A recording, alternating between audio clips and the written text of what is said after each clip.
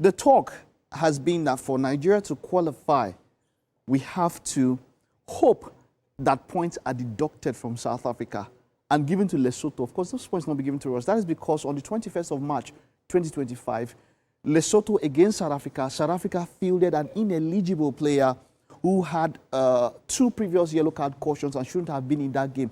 South Africa have admitted their error. But so far, CAF and FIFA have been silent.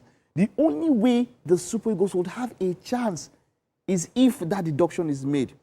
But will that deduction ever be made, considering that FIFA and CAF have been quiet? Well, I don't think so, and this is why I don't think so.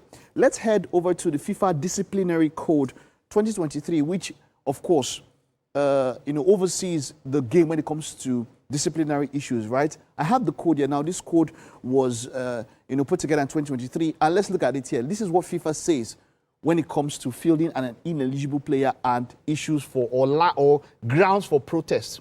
Now, it says, this is Article 18, 18 into 19, and says, if a player fielded in a match and or competition is declared ineligible, the FIFA judicial bodies, taking into consideration the integrity of the competition concerned, may impose any appropriate disciplinary measures.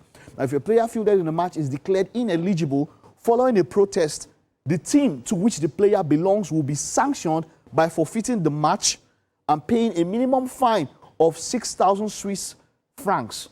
The player may also be sanctioned. The disciplinary committee may act ex officio.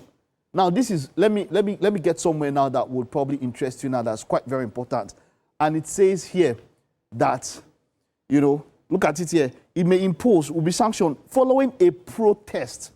There has to be a protest, number one. Now, Nigeria was not the team that played against South Africa, but Nigeria protested, right? Now, let's go here and see how all this pans out, okay? Now, let's look at issue Article 17, talks about protest. And this is what it says. Okay, let me get it here. Okay, yeah. All right, now, this is quite interesting here. It's 18, and this is what it says. Associations and their clubs are entitled to lodge protests, okay?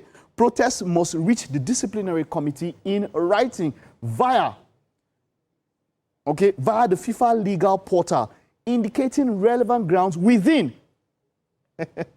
This is where it's getting interesting, yeah? Within 24 hours of the end of the match. Within 24 hours of the end of the match. Now, the 24-hour time limit cannot be extended. Now, for the sake of the smooth running of a competition, the corresponding competition regulations may shorten the protest deadline accordingly. The protest fee is 1,000 Swiss francs. It must be paid when the protest is lodged and is reimbursed only if the protest is admitted in full. 1,000 Swiss francs is about 1.9 million naira, 1.911, yeah, 1.9 million naira. That's it. So, now, this is what we're talking about now. 24 hours and cannot be extended. That match was played in March. Pardon my pun there. But since then, up until now, 6 months, that is well past the 24 hours time limit. No protest was lodged in 24 hours, either by Lesotho or Nigeria, and so no 3 points. It's not going to happen. It's not going to happen based on the rules, except something else happens, which I think is very unlikely. We never say never, but because we have gone past that 24-hour time limit, Lesotho, the team that was actually affected, did not report that. And that's it. By FIFA rules, protest.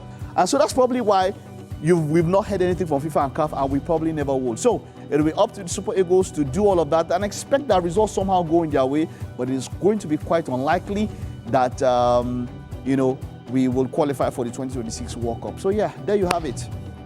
No 3 points going to Lesotho and giving us a greater chance. Because if 3 points had gone to them and we beat South Africa, I would have been on equal points to South Africa. Right?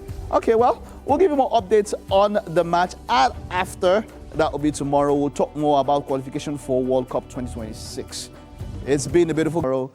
The Super Eagles have to beat South Africa to stand a chance to qualify for 2026 World Cup. That is, of course, an image of the Super Eagles arriving in South Africa yesterday night in preparation for the game tomorrow.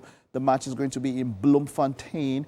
And, well, the South Africans are ready for us. They prepared by defeating Lesotho 3-0. And that, you see, there's a whole lot. We'll see a little bit of the highlights of South Africa against Lesotho. And there's that talk. See, look at something quite interesting here. And this is something that we should have brought before now. Now, football administrators are mentioning Zimbabwe, Lesotho. Both teams play their home matches in South Africa. So what does that mean? Now, every team is supposed to play 5 matches home, 5 matches away. That means that South Africa played about 7 matches in their home, or will play 7 matches, because Lesotho and Zimbabwe played their away matches in South Africa. And so there's that talk about, oh, we should have known since, so that these teams could have gone to neighboring countries, other neighboring countries, to play that match, because the advantage that is supposed to come to the home team would not come to Lesotho and Zimbabwe when they are playing their matches against South Africa.